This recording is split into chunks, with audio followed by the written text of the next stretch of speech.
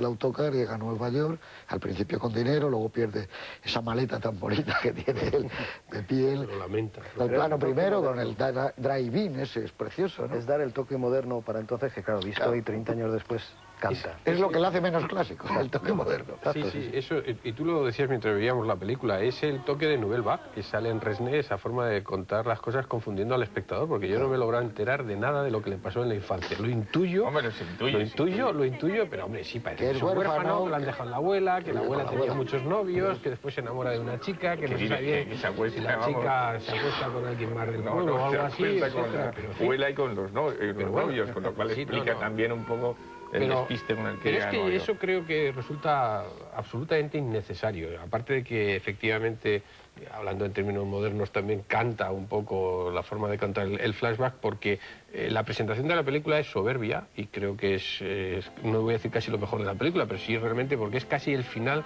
de la última película de Peter Bogdanovich, ese pueblo de Texas o del sur, absolutamente parado en el tiempo, en el que, bueno, el recorrido que hace Schlesinger, a veces siguiendo con las botas del cowboy, pero a veces la calle, pues se ve que ahí no va a pasar nunca nada en absoluto. Este chico que frega platos, que no quiere fregar platos, tiene esa oportunidad más adelante en Nueva York e incluso deja de no fregar platos, esa es un poco su redención final, y eso está contado muy bien, ya te cuenta cómo es él y simplemente cómo va vestido y cómo se presenta en Nueva York, con la idea de que allí todo el mundo es marica. Y con la obligación de ser chulo, pero lleno de ingenuidad, o sea, es un trabajo. Es el ingenuo americano, es el personaje del ingenuo americano.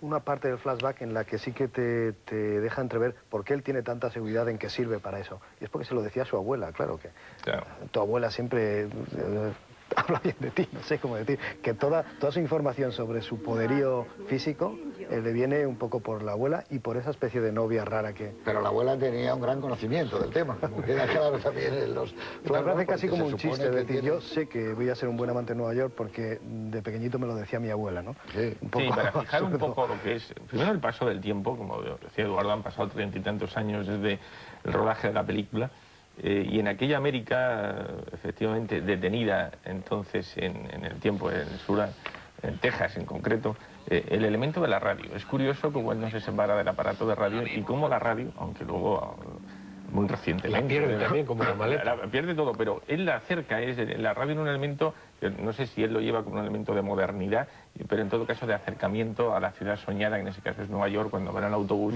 y ya sintoniza una emisora que está transmitiendo desde Nueva York. Y la radio, en esas primeras secuencias de la película, es un elemento que está muy presente, valga de homenaje a un medio de comunicación que muchísimos años después recuperaría en todo su vigor y toda su vigencia.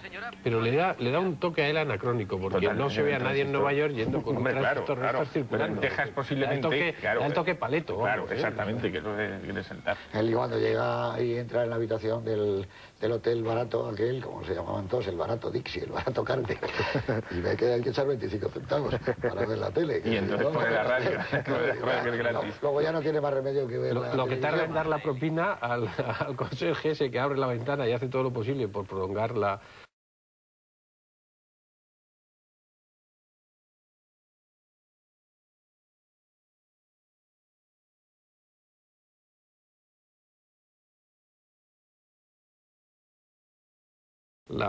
presencia. Yo creo que describe muy bien, ¿eh? La película, lo más fresco que ha quedado de la película es precisamente la fisicidad de los personajes, de los ambientes, que están realmente muy bien retratados. Está muy bien retratado el sur y muy bien retratado ese comienzo en Nueva York, donde parece que lo va a conseguir fácilmente, y la secuencia con Sylvia Miles ya demuestra lo que va a ser la película, porque la película, que fue muy tratada como una película muy sexual y por lo tanto, como he dicho, incluso recientemente en la televisión americana se suprimen casi todas las escenas audaces. Es una versión, esta película dura 112, 113 minutos y está en 108, 109, la siguen cortando en las emisiones de la televisión americana. Pues casi todas las secuencias de sexo son demoledoras, son tristísimas. La gran pelea fue por la escena de los servicios, por donde luchó el Schlesinger a que no la modificaran, cuando el otro tipo le pide el dinero, está vomitando, toda esa es una escena terrible. Es el aspecto más cutre de los sitios, ¿no? Igual que la del viajante final es terrible, y la de ese embarque que le hace con John McGaver,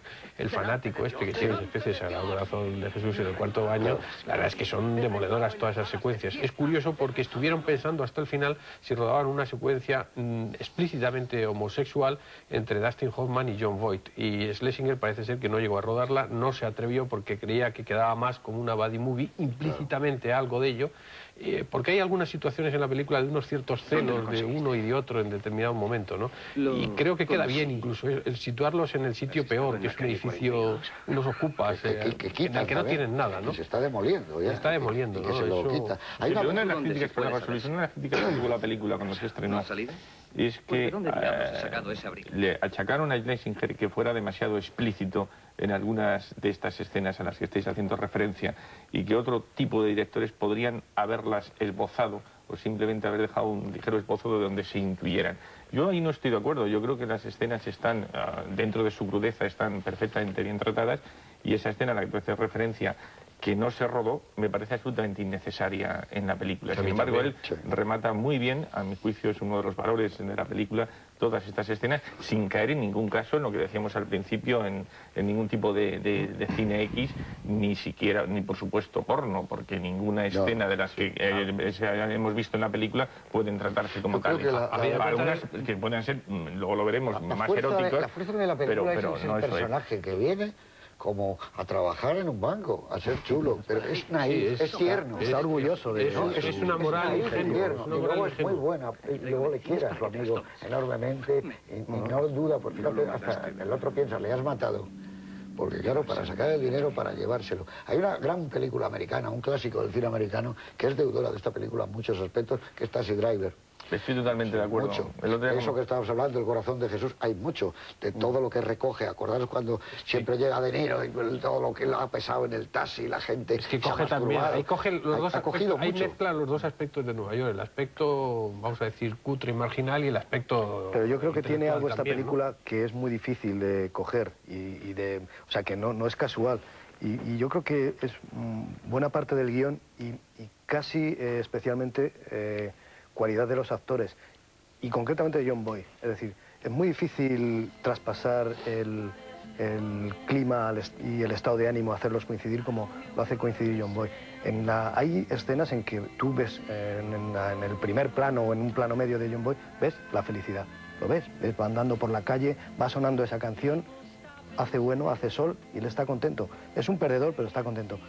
Y todas esas cosas que le ocurren le llevan a él, junto con el frío, a tener un estado de ánimo completamente distinto, ya de perdedor asumido, pero no definitivo, porque la película tiene un final completamente, quitando lo sórdido de la muerte de Dustin Hoffman, pero es un personaje que se va a quedar en Miami probablemente a trabajar, a redimirse, ¿no? Entre comillas. Es decir, que hay unos estados de ánimo muy claros que van equiparados a lo que es el estado climático de la película, y que es muy difícil eso de conseguir. Generalmente algo falla. En cambio aquí está perfectamente engarzado todo el... Yo es que creo que está construida a base de de pequeños momentos. Cuando él le seca el pelo que está de la nieve y el otro se le abraza, es un momento increíblemente de actores. Yo no sé ni siquiera si eso estaba previsto, ¿no? Es algo fantástico, ¿no?